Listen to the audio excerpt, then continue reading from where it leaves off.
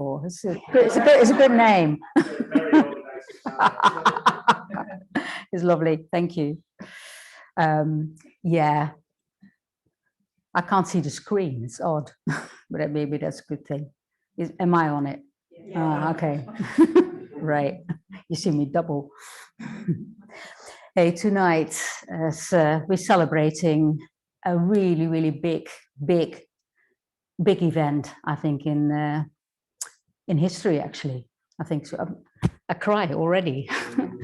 I've watched so many clips on YouTube and so around Ambedkar recently and people in India, and I can't see enough of it.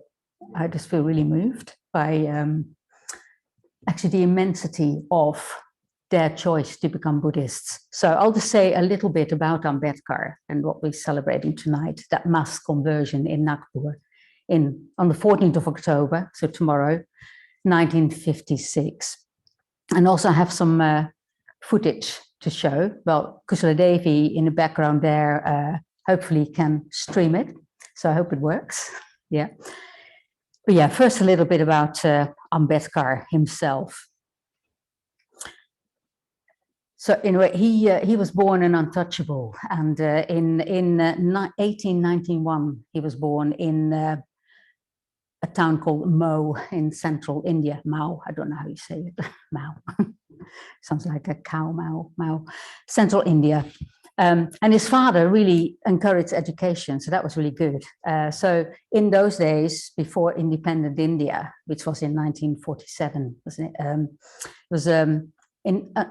Untouchability was still very much present in India. You had quite a lot of castes in Hinduism, and they were at the top the Brahmins. They were the gods in a way of society, and then at the bottom were the Sudras, and then the untouchables were even outside that. They were really outcast, literally, they didn't belong. And they did all the dirty work. I mean, I won't say much more about that.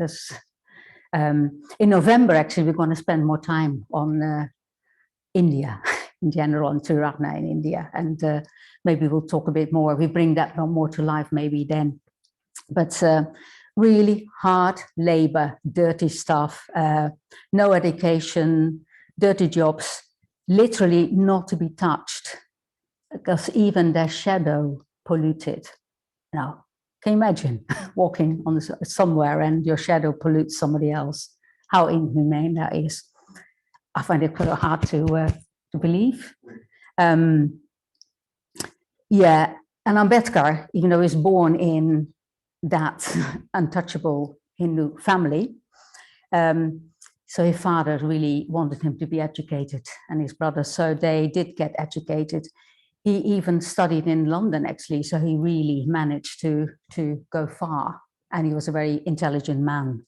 I mean, in school, the stories like he had to sit right at the back, they didn't belong really, but he did manage to get education. And he studied economics, politics, law. Yeah, he was actually married when he was 16 years old with somebody who was 9 years old. Can you imagine? Yeah, a bit too early, I'd say, but there they were. Actually, apparently, his wife, really lovely, actually, to read about her. I can't quite remember her name now, but she really encouraged him as well in his studies and what he wanted to do, the impact he wanted to have on Indian society in terms of changing it. Yeah, she really was encouraging. Actually, they had 5 children and only 1 survived. It's all quite sad, isn't it, really? She died in 1935, and actually that was the year also when Ambedkar decided that he would really give up being a Hindu. That's this famous phrase of his, or vow, you could call it, that was the statement, I was born a Hindu, I will not die a Hindu. Yeah, so that was clear in 35, really. He did marry again, and in the footage that we'll show you later, the original footage of the actual mass conversion in Nagpur, his wife is there with him, so they take the refuges and precepts together. And then he hands that on to 380,000, apparently. I don't know how they count it, but that's, yeah. Sometimes it says 400,000, and in one footage it says 5 million, but I don't know. But yeah, definitely 380,000. This is a lot of people, isn't it? Taking that commitment to Buddhism rather than Hinduism. I'll say a little bit more about that. Actually, he looked into Buddhism already when he was 16 years old. So he studied it. He has written actually quite a few books. Yeah. But another thing to say about him, so he was educated. He studied in London for a few years. And in London, he experienced life without being an untouchable. Yeah. He was a normal human being there, respected. And he decided to go back to India because he wanted to change society.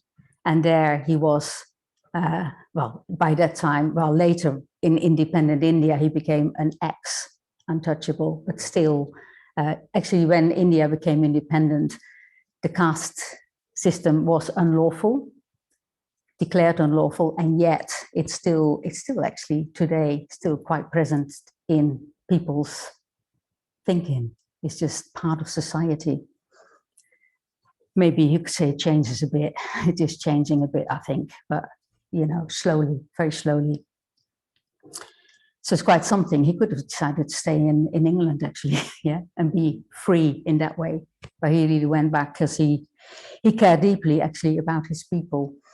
Can't remember whether I'm totally right, but I think there's something like, I can't remember how many million people in India are untouchables or were ex-untouchables. Do you remember? Do you know? Something like 3 or 5 million. This is quite a lot, isn't it? But then there's, how many did I see? I looked it up. There is actually, in 2020, there were 1.38 billion people in India. So that's quite a lot of people, isn't it? It's quite massive. So in that sense, 400,000 Buddhists is nothing, is it? It's hardly anything. There's a lot of people in India. So change has to go much more further.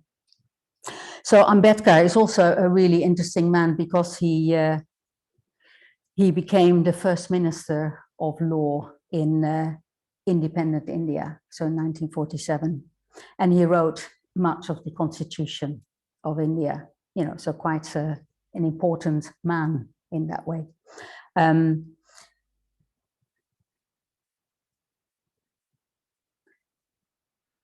What I want to talk about actually is his clashes with Gandhi, because I know some people here know a bit about Ambedkar's life and about that, but Gandhi is such a almost a romanticized figure, isn't it, in the West? And he did lots of good things. And yet, in forming this independent India, Ambedkar wanted more changes than Gandhi actually wanted. Gandhi was at heart really a Hindu. He wasn't orthodox or conventional Hindu. And that meant also within having castes, yeah. And Ambedkar wanted to actually make more changes for his people, even though they were seen as Hindu, yeah. He wanted to have more changes for them. And one was to change, to give them actually a proper electorate, so a voice, like Muslims and Christians had in society and Hindus. But Gandhi, that was one of the famous fasts of Gandhi, actually, around this area, this subject. He didn't want that to happen. And he was actually going for it and about to die.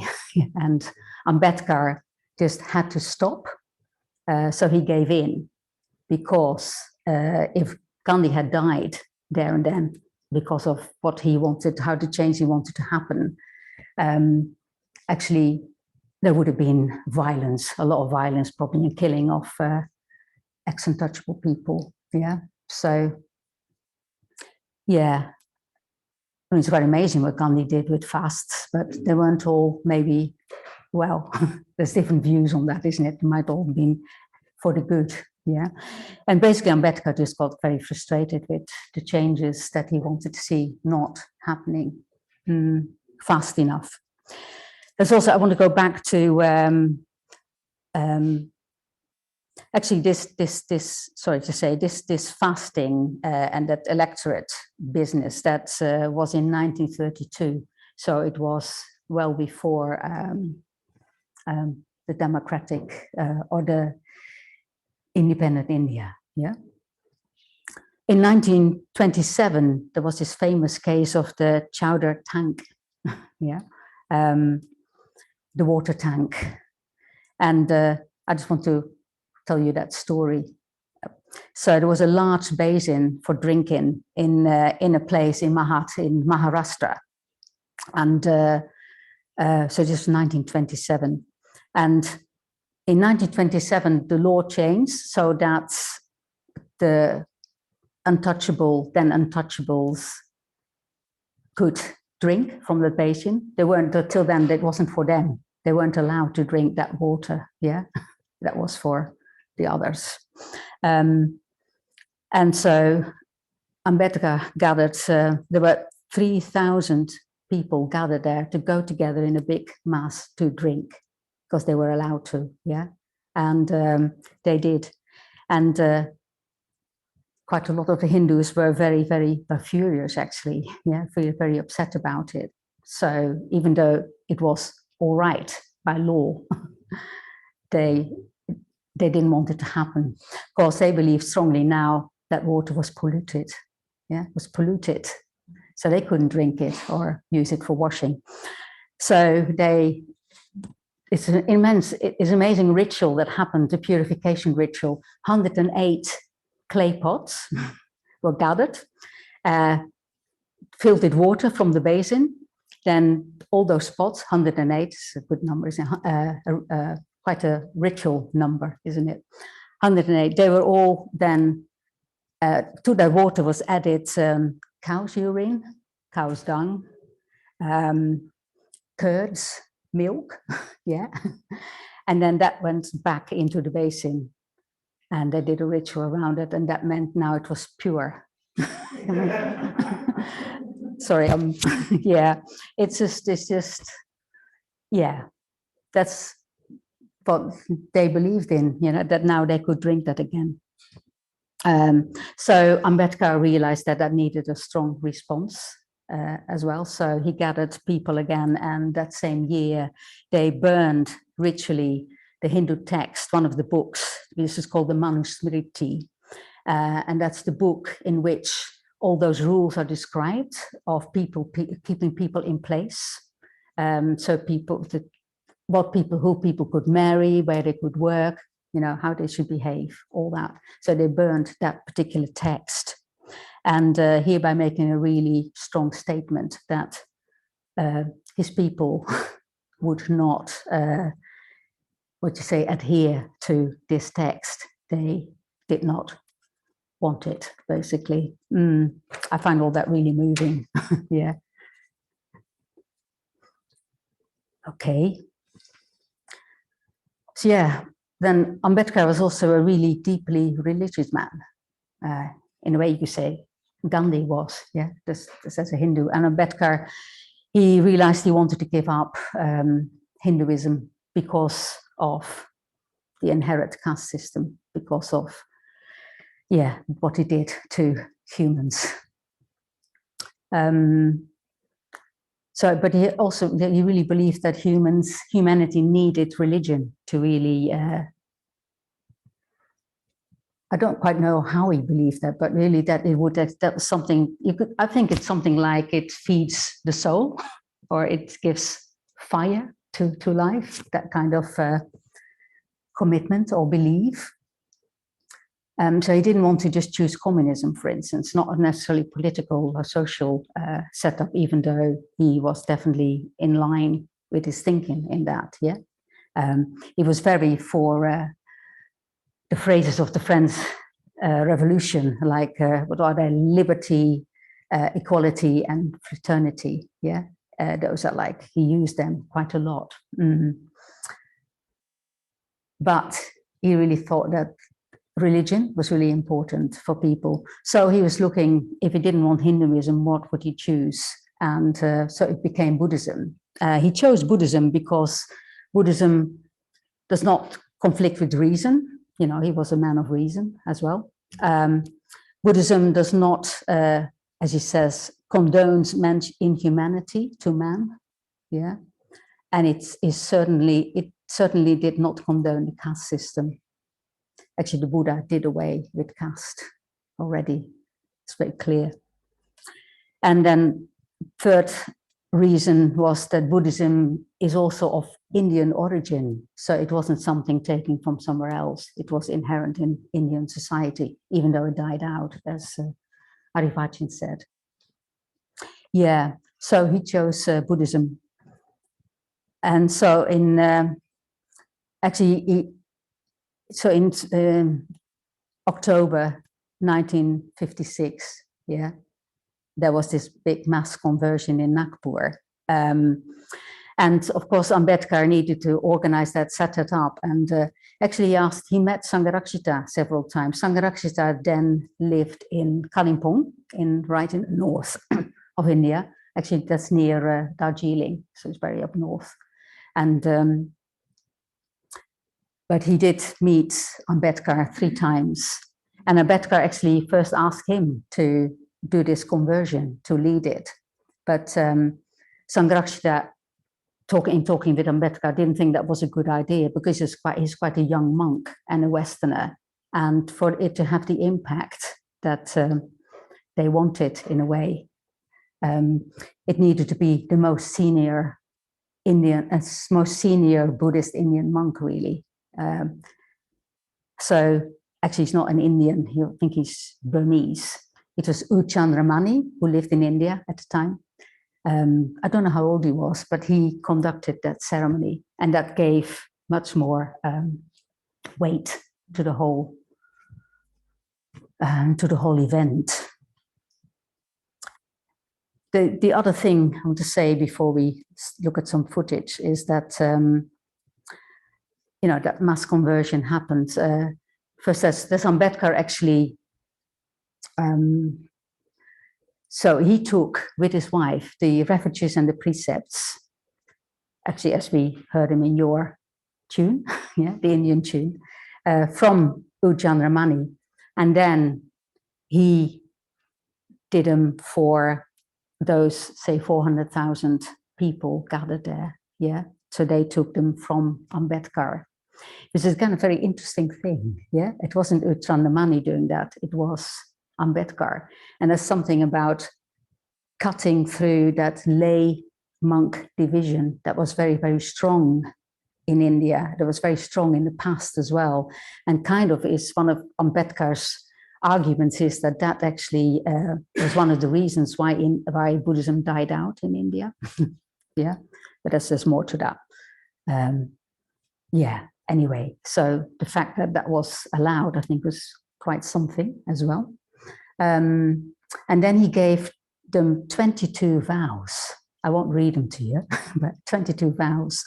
And think, why did he do that? So the people repeated those vows after him, and he had created these vows, and quite a lot of these vows are around clarifying what they were actually deciding to do in terms of not being Hindu anymore, like not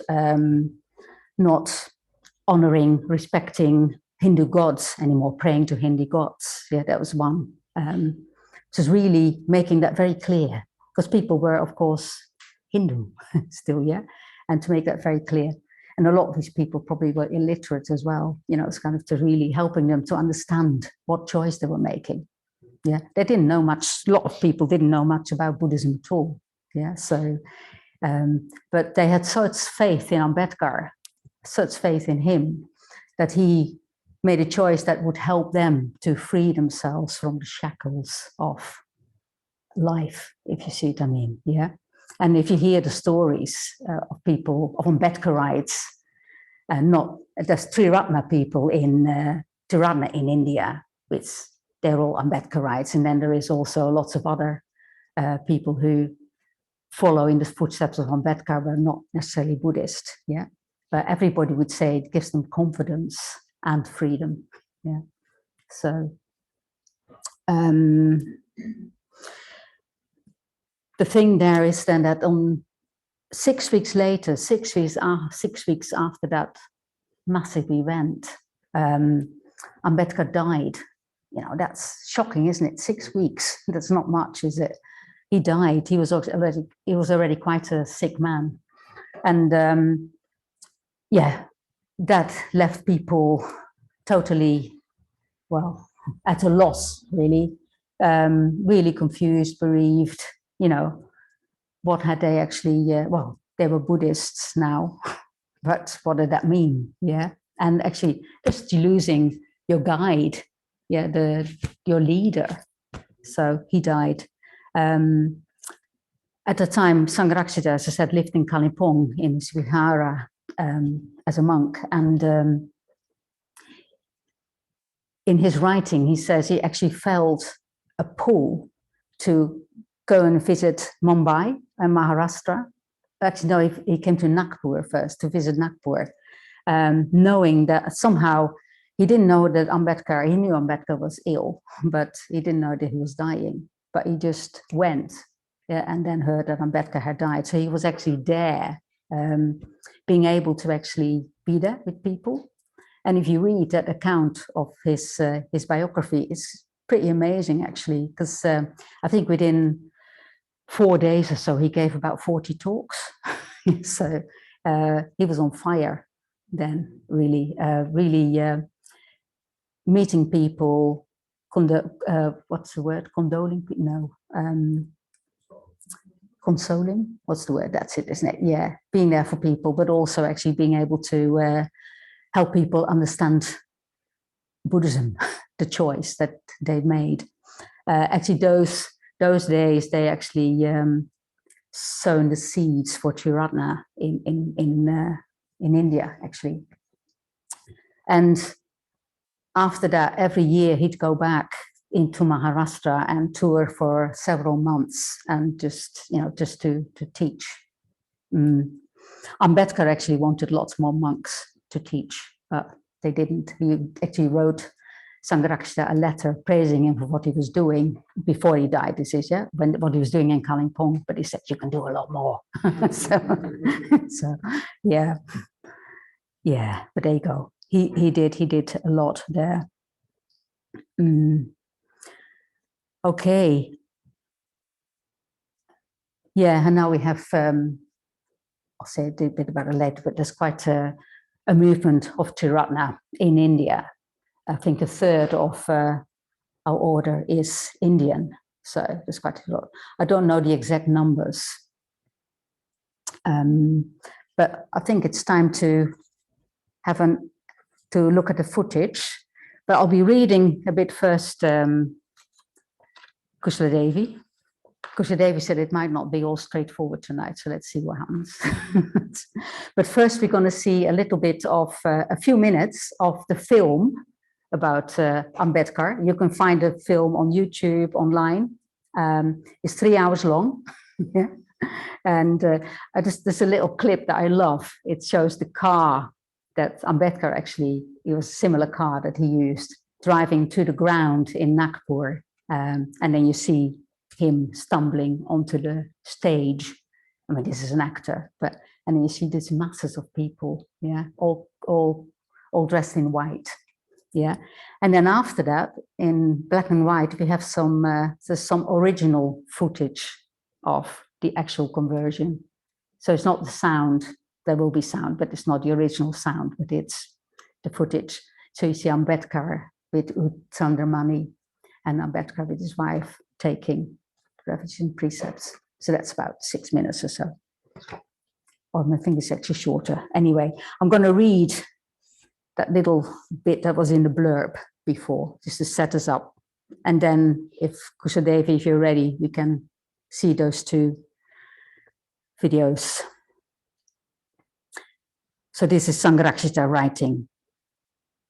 There was certainly no thought of politics in the minds of the tens of thousands of men, women, and children who, in response to their Baba Saheb's call, left home in the course of the week prior to the ceremony and made their way to Nagpur by train, by motor bus, and by bullock cart from all over the Marathi-speaking areas of central and western India.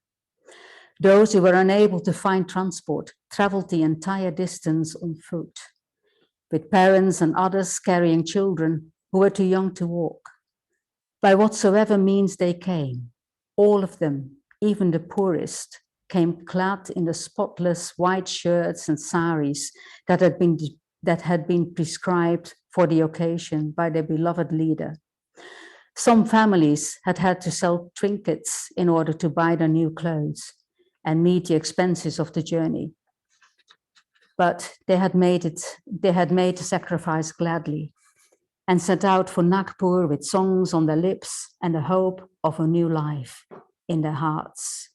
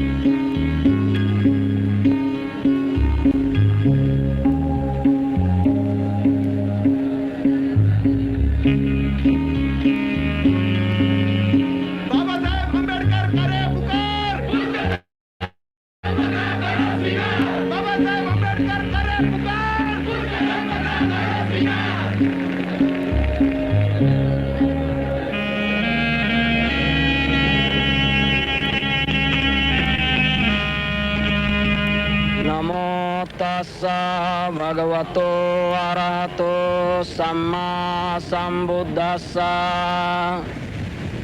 Namo tassa bhagavato arahato samma sambuddhassa. Namo tassa bhagavato arahato samma sambuddhassa.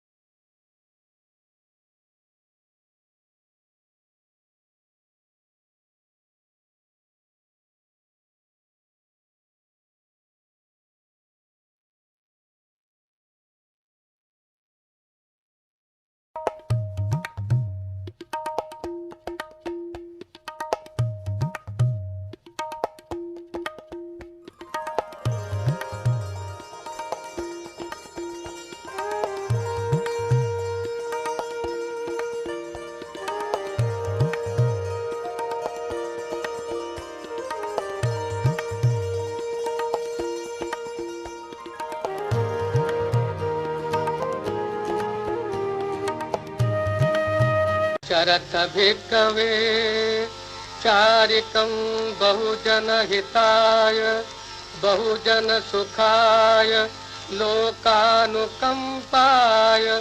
अत्थाय हिताय सुखाय देव मनुष्यानं देशेथ भिक्खवे धम्मं आदि कल्याणं मध्ये कल्याणं पर्योसान कल्याणं साथं संव्यञ्जनं केवल परिपूर्णं परिशुद्धं ब्रह्मचर्यं पकासेथ सर्वपापस्य अकरणं कुशलस्य उपसम्पदा सचित्पर्योदपनम् एतं बुद्धानुशासनं धम्मं चरे सुचरितं न तं दुच्चरितं चरे धम्मचारी सुखं सेति अस्मिन् लोके परं च न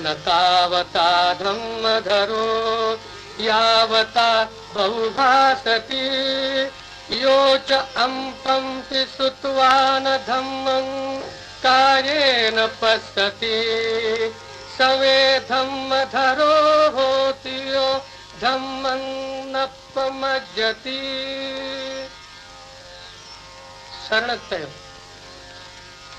बुद्धं शरणं गच्छामि बुद्धं शरणं गच्छामि धम्मं शरणं गच्छामि धम्मं शरणं गच्छामि संघं शरणं गच्छामि संघं शरणं गच्छामि द्वितीयंपि बुद्धं शरणं गच्छामि द्वितीयंपि बुद्धं शरणं गच्छामि द्वितीयंपि धम्मं शरणं गच्छामि द्वितीयंपि धम्मं शरणं गच्छामि द्वितीयंपि संघं शरणं गच्छामि द्वितीयंपि संघं शरणं गच्छामि तृतीयंपि बुद्धं शरणं गच्छामि तृतीयंपि बुद्धं शरणं गच्छामि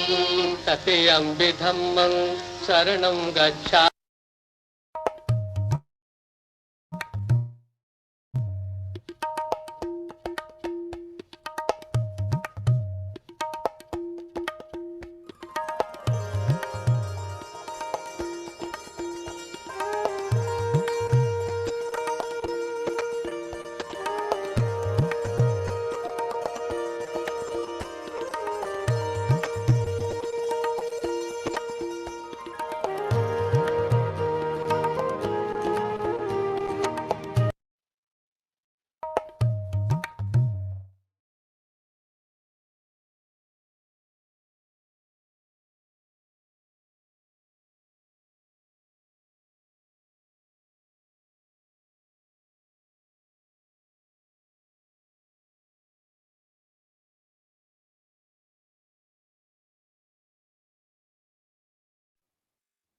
Sorry, I've got that screen on there.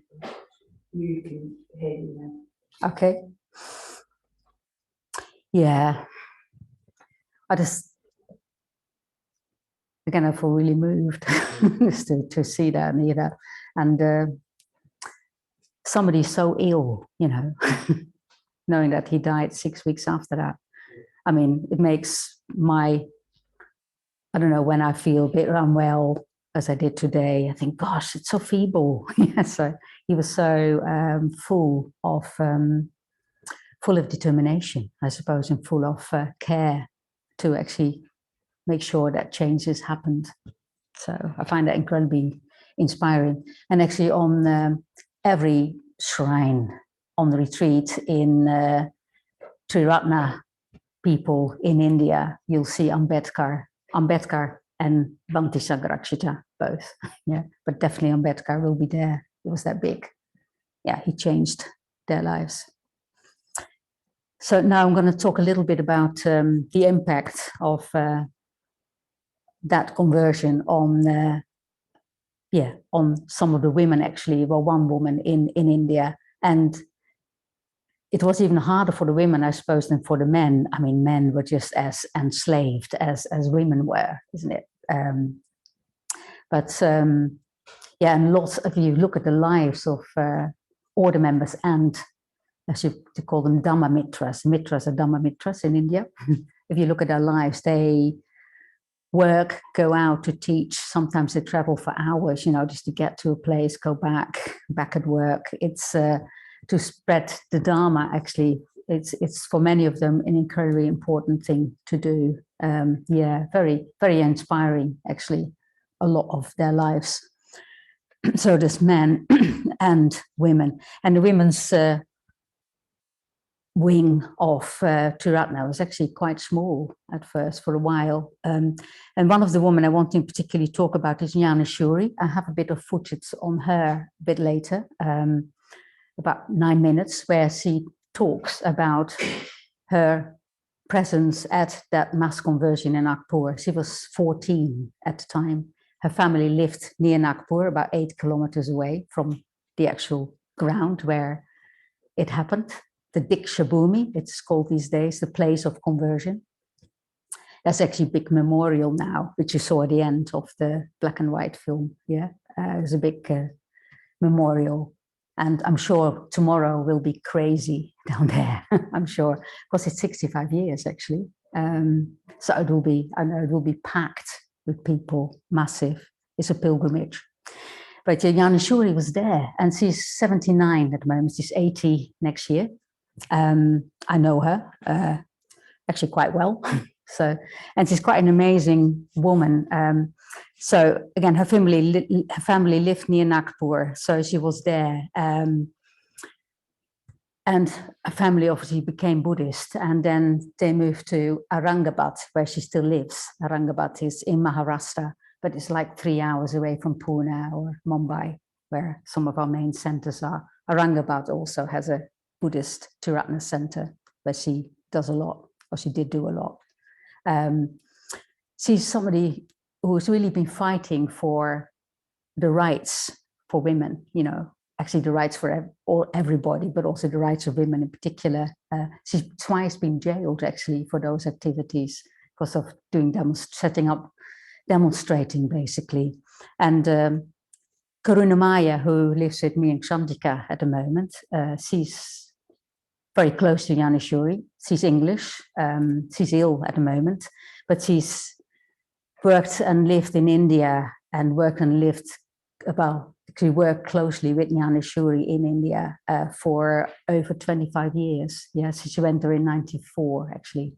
But in 2019, just before the lockdown, she arrived in our house in Nottingham. So she's here because she's not well.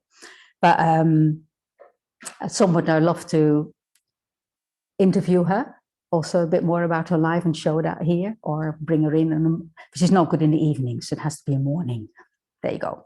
But yeah, Yana Shuri and Karunamaya worked together a lot. They were on the women's side. They were the only preceptors, so women ordaining women for a long time, for many years.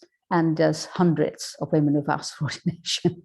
Yeah, and there's hundreds and hundreds of mitras. I think if you count the men as well, there's probably thousands. Yeah, and there's thousands and thousands involved in Triratna. So imagine that you have to meet them all, you know, so get to know them. But they were there's actually now both on the men's side and the women, private preceptors. So preceptors, order members who ordain men, the men and the women, and then public preceptors hold the public ceremony, the public part of becoming an order member. Yeah. So Yana Shuri and Karunamaya were that for many years, just the two of them in all of India. Yeah, and it's spreading outside Maharashtra to the north, Uttar Pradesh, to the south, Tamil Nadu, you know. So no, both of them weren't home very much. Yeah, if I hear the story, well, I know lots of that was on retreat, but also just going and seeing people and yeah, leading classes, meeting people, etc. A lot of very good and hard work. Yeah, and very, very, they loved it both. So Yana Shuri, so she still lives in Aurangabad. She was ordained in 1987. And she just worked tirelessly with great determination and faith to help thousands of women find freedom and integrity through practicing Buddhism. Yeah, actually, just was it 2 weeks ago that there's now 4 other women who are public preceptors in India. Yeah, Indian women. It's quite a big thing, actually, especially when you think of that to be born in that,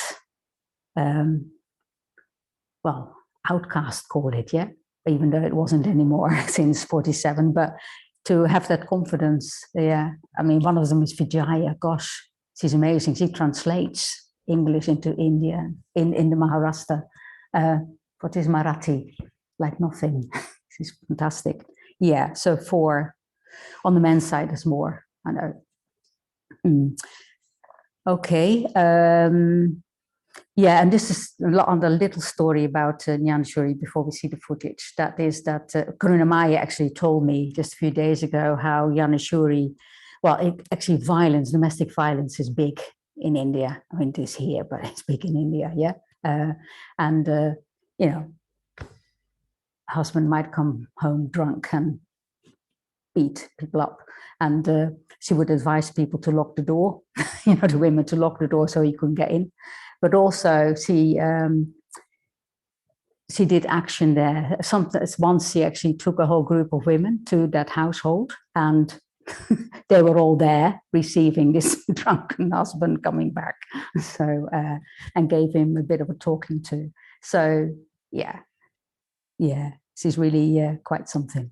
So let's watch Yana Shuri.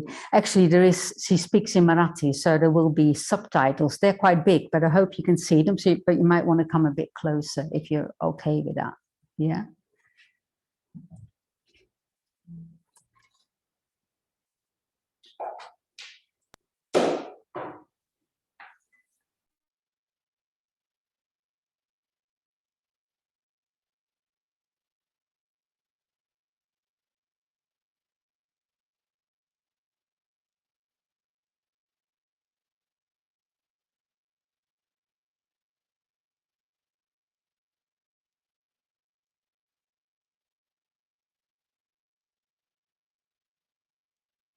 जेव्हा ते ठरलेलं होतं की बाबासाहेब दीक्षा देणार आहेत सगळ्यांना, तर जवळजवळ 4 महिन्यापासून म्हणजे तयारी चाललेली होती लोकांची. म्हणजे प्रत्येक वस्तीमध्ये जाऊन मिटिंगा घेणं, लोकांना त्याविषयी सांगणं, कसं जायचं आहे, काय करायचं आहे, तर हे आधीपासूनच सुरू होतं. ज्या दिवशी म्हणजे 14 ऑक्टोबरला दीक्षा होती, तर 13 ऑक्टोबरचं मी सांगत आहे. 13 ऑक्टोबरला म्हणजे सगळ्या महाराष्ट्रातून खूप मोठ्या प्रमाणात लोक तिथे आलेली होती. आणि त्यावेळची परिस्थिती खूप वेगळी होती. लोक खूप गरीब होते आणि त्यांच्याकडे यायला पण पैसे नव्हते. तर त्यांनी घरून सुरुवात केलेली ती 8-10 दिवसापूर्वी पायी येण्यासाठी. आणि काही लोकांनी अक्षरशः त्यांच्या घरावरची पत्रे विकून ते आलेले होते. 13 तारखे म्हणजे मी माझ्या पालकांच्या सोबत जिथे राहत होते ती एक झोपडपट्टी होती आणि असं घर होतं आमचं. 13 वर्षाची होते आणि त्यावेळी आमच्या घरी जवळजवळ 200 लोक पाहुणे होते आणि काही त्याच्यामध्ये नातलग पण होते. आणि मला आठवते की घराच्या भोवती चुली करून भाकरी करत होते ते. म्हणजे मला ते चांगलं आठवतं, कारण एवढ्या लोकांचा स्वयंपाक आमच्या घरी होऊ शकत नव्हता आणि ते आम्ही त्यांना देऊ पण शकत नव्हतो. सकाळी 14 तारखेला सकाळी साधारणतः 6:30ला 6:30ला आम्ही मोर्चाने तिकडे जायला निघालो. सगळे वस्तीतले लोक मिळून आम्ही जायला निघालो आणि खूप लांब होतं ते. म्हणजे जवळजवळ 7-8 किलोमीटर असेल आमच्या घरापासून. आणि लोक खूप आनंदाने जात होते आणि घोषणा देत होते आणि खूप आनंदाने तिथपर्यंत लोक जात होते. आणि जेव्हा आम्ही तिथे पोचलो तर तो 14 एकराचा जो दीक्षाभूमीचा परिसर होता तो पूर्ण भरून गेलेला होता, कारण काही लोक तिथेच मुक्कामाला होते. म्हणजे जवळजवळ आता मला सांगता येणार नाही, पण 8-10 लाख तर नक्कीच असतील. म्हणजे आपल्या इथल्या भारतीय पद्धतीप्रमाणे एका बाजूला महिला बसल्या होत्या, एका बाजूने पुरुष बसले होते आणि मी तसं म्हटलं तर खूप लकी आहे की मी समोर बसले होते. म्हणजे मला तेव्हा एवढं जाणवत होतं की आता आम्ही हिंदू धर्म सोडणार आहोत आणि खूप काहीतरी चांगलं बुद्ध धर्मामध्ये आम्हाला मिळणार आहे, एवढाच त्यावेळी मला समजत होतं. त्या दिवशीचं एक विशेष असं होतं की बाबासाहेबांनी सांगितलं की सगळ्यांनी पांढरे कपडे घालायचे आणि महिला पुरुष सगळे गरीब असतानाही त्यांनी कसे ते मॅनेज केले, तर सगळे पांढरे कपडे घालून आलेले होते. आणि मी आमच्या घरचं एक उदाहरण सांगते की माझ्या वडिलांनी पायजमासाठी कापड घेतलं होतं, ते माझी आई नेसून तिथे आलेली होती. म्हणजे इतकी हे की आपण स्वतः खरेदी करू शकत नव्हतो. म्हणजे मी त्याच्या आधीचं थोडंसं सांगेन की दीक्षा होईपर्यंत आपण काय करत आहोत हेही लोकांना माहिती नव्हतं. आणि जेव्हा बाबासाहेबांनी स्वतः दीक्षा घेतली चंद्रमणीकडून आणि सर्व लोकांना त्यांनी दीक्षा दिली आणि त्यांनी जेव्हा 22 प्रतिज्ञा दिल्या तेव्हा लोकांना कळलं की आपल्याला काय करायचं आहे. म्हणजे तेव्हाही लोक खूप सुखी दिसत होते, खूप आनंदी दिसत होते. म्हणजे ते लोक अडाणी होते, गरीब होते, पण जेव्हा दीक्षा होऊन ते घरी आले तर त्यांनी घरातले सगळे देव अक्षरशः फेकून दिले रस्त्यावर. म्हणजे आधी हिंदू धर्मामध्ये ह्या देवांची पूजा केल्याशिवाय, यांना नवस केल्याशिवाय आपलं काही भलं होणार नाही, ही जी कल्पना होती त्या कल्पनेतून ते सुटले. तेव्हा मी तेव्हा 7व्या वर्गामध्ये होते आणि दुसऱ्या दिवशी जेव्हा आम्ही शाळेमध्ये गेलो तर शाळेत गेल्यावर म्हणजे ब्राह्मणाची शाळा होती, सगळे मुली आणि ते सगळे टीचर म्हणजे एक असं हसत होते माझ्यावर, असं मला वाटत होतं. आणि ते विचारत होते काय केलं तुम्ही, कुठल्या पंथामध्ये तुम्ही दीक्षा घेतलेली आहे. आणि म्हणजे तेव्हा असं खूप काही समजत नव्हतं, पण मला खूप राग येत होता त्यांचा. आणि त्यावेळी सुद्धा मी थोडीशी बोलण्यामध्ये हेच होते, मी त्यांना म्हणजे अशी उत्तर देत होते की तुम्हाला काय करायचं, आम्ही कुठेही गेलो तर तुमचं काय केलं. आणि तेव्हा बाबासाहेबांनी एक छोटं वंदनेचं पुस्तक छापलेलं होतं, वंदना सुत्त संग्रह म्हणून. तर ते त्याच दिवशी आम्ही विकत घेतलेलं होतं. तर त्याचं पठण आम्ही आमच्या घरामध्ये करत होतो. म्हणजे त्याचे अर्थ पण दिलेले होते, मी हे करणार नाही, मी ते करणार नाही असं. तर त्याचा पण म्हणजे खूप चांगला परिणाम होता की आपल्याला काय करायचं आहे नेमकं. खरं म्हणजे त्या दीक्षा समारंभाचा एवढा परिणाम झालेला होता की त्याच वेळी असं वाटलं की नाही, आपणही बाबासाहेबांसारखं काहीतरी केलं पाहिजे. आणि ज्या छोट्याशा झोपडपट्टीमध्ये आम्ही राहत होतो, अतिशय गरिबी होती, छोटी छोटी मुलं अगदी म्हणजे फाटक्या तुटक्या कपड्यामध्ये घाणेरडी राहणी होती. तर मी तेव्हापासूनच सुरुवात केली की त्यांना चांगलं काहीतरी शिकवायचं, बाबासाहेबांनी काय सांगितलं ते सांगायचं आणि त्रिशरण पंचशील शिकवायचं, त्याचे अर्थ शिकवायचे. आणखी एक गोष्ट अशी झाली की माझे वडील पण शिकलेले होते आणि बाबासाहेबांच्या समता सैनिक दलामध्ये होते. म्हणजे ही जी काहीतरी करण्याची वृत्ती आहे, मला वाटते ती त्यांच्याकडून माझ्यात आलेली. आणि मला असं वाटतं की बाबासाहेबांच्यामुळेच मला शिकायला मिळालेलं आहे, कारण मी एक माझ्या वडिलांची होते आणि बाबासाहेब म्हणत होते की मुलांच्या बरोबर मुलींना पण शिक्षण दिलं पाहिजे तुम्ही. आणि म्हणून मला शिकायला म्हणजे संधी मिळालेली आहे. आणि त्या काळाच्या म्हणजे थोडंसं पुढेच होते मी असं म्हणायला हरकत नाही, तेव्हा माझं ग्रॅज्युएशन झालं होतं. आणि तेव्हा माझ्या वडिलांनी ठरवलं होतं की ग्रॅज्युएशन झाल्याशिवाय लग्न नाही करायचं. तर ही त्या काळाच्या खूप पुढची गोष्ट होती. म्हणजे तिथे 1982ला एक शिबिर आहे असं कळलं आणि त्यावेळची जी परिस्थिती होती खूप भयानक होती औरंगाबादची. आणि काहीतरी आपल्याला ह्या परिस्थितीवर मात करण्यासारखं शिकता येईल या उद्देशाने माझ्या पतीने मला शिबिराला पाठवलं. तिथे परिस्थिती खूप वाईट यासाठी होती की तिथे तेव्हा नामांतराची चळवळ सुरू होती मराठवाड्यामध्ये. औरंगाबादला जे युनिव्हर्सिटी आहे त्या युनिव्हर्सिटीचं नाव बदलून डॉक्टर आंबेडकर युनिव्हर्सिटी नाव ठेवायसाठी एक मोठी चळवळ सुरू होती आणि सरकारने ते जाहीर पण केलेलं होतं. पण जसं सरकारने जाहीर केलं, नाव बदललं, त्याबरोबर तिथल्या मराठवाड्यातल्या सगळ्या हिंदू लोकांनी खूप मोठा म्हणजे अत्याचार सुरू केलेले आहेत. लोकांना मारून टाकलं, घरं जाळली, बलात्कार झाले. म्हणजे खूप खूप भयानक परिस्थिती होती त्या काळातली. आणि म्हणजे त्या चळवळीमध्ये मी पण भाग घेतलेला होता आणि 2 वेळा जेलमध्ये सुद्धा मी जाऊन आले. 82 माझं पहिलं शिबिर झालं आणि 84 मला वाटते मी मित्र झाले आणि 87 माझी दीक्षा झाली. पण जेव्हा मला दीक्षेविषयी म्हणजे सांगण्यात आलं तेव्हा ज्योतिपाल तिथे होते आणि ते मला सांगायला आले की 15 म्हणजे शिबिर आहे आणि त्या शिबिरात तुमची दीक्षा होणार आहे. तर मी म्हटलं मला काही दीक्षा नको आहे, माझ्या खूप जबाबदाऱ्या आहेत त्या मी आधी करेन आणि मला नाही जमणार ते. पण ते मला समजावून सांगत होते की तुम्ही आताच खूप करताय, त्याच्यामुळे म्हणजे खूप जास्त काही करावं लागेल असं नाही. माझ्या पतीनं पण सांगितलं की होतंय दीक्षा तर तू नाही का म्हणतेस, हो दे ना, चांगली गोष्ट आहे. आणि तो काळ असा होता की कुठलाही अभ्यास नव्हता, काहीच म्हणजे शिबिरं नव्हते खास करून दीक्षार्थीसाठी किंवा असं काहीही नव्हतं, म्हणजे फारसं माहितीही नव्हतं. एकटी एक फक्त पद्मश्री धम्मचारिणी होती त्यावेळी.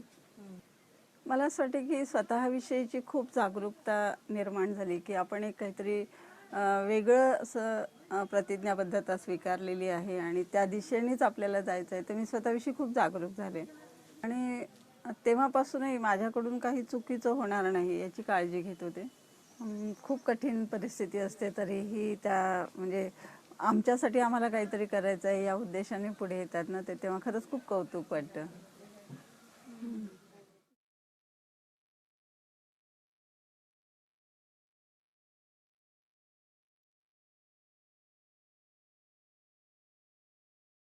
Davy. Am I back? That's Yana Shuri. Nice to share her. Could you actually read it? Oh, great. It's quite big, isn't it? Good. Yeah.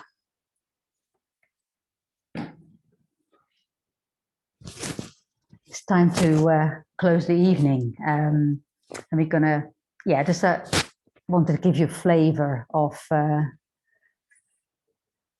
the impact really of that mass conversion and what they did. And again, as I said, I keep feeling moved whenever I see it and hear it. It just doesn't, never bores me. There's the impact that it still has and will have, hopefully, on the universe.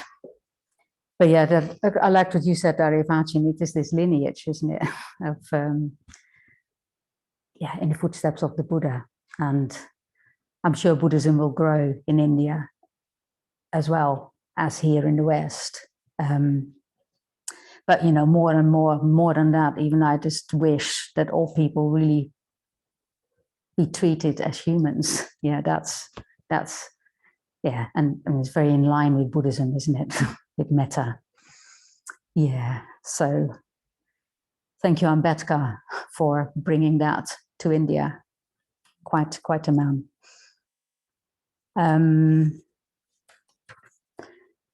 So I just want to finish with chanting the Dhammampalagata, the verses that Aryabhachin read at the beginning of the meditation. And some of you know some of the refrain, so you can join in with your masks. I won't do that. So the Dhammampalagata, or the last Vandana, is often chanted in India, and it was put together by Ambedkar.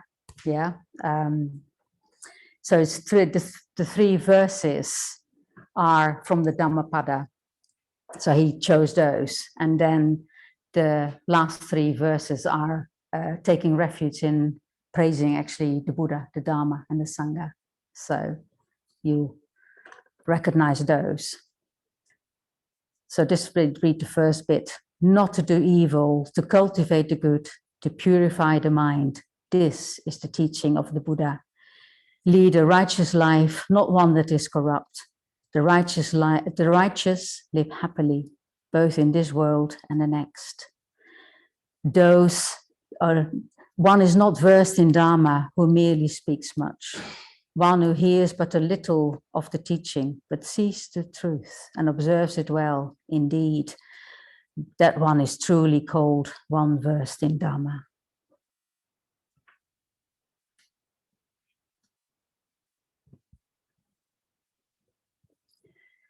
Sababapasa karanam kusalasa upasampada Sachita Aryodapanam Etam Bhutanam Sasanam Dhammang Chare Sucharitam Nanang Ducharitam Chare Dhammachari Sukham Seti Asmin Loke Paramicha Natavata Dhammadaro Yavata Bahubasati Yocha Apam Pisutvana Dhammang Kayena Pasati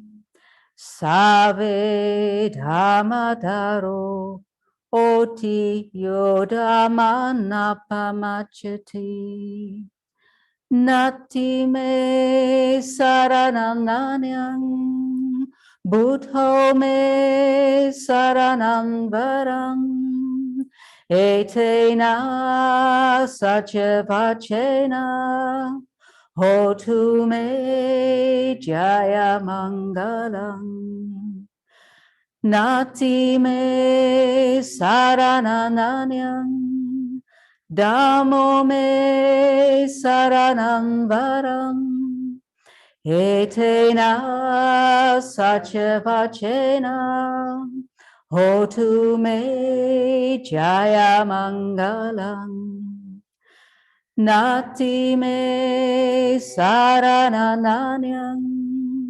Sangho me saranam varam Etena sacha vachena Hotu me jaya mangalam Namo Buddhaya Namo Dhammaya Namo Sanghaya Sadhu Sadhu Sadhu.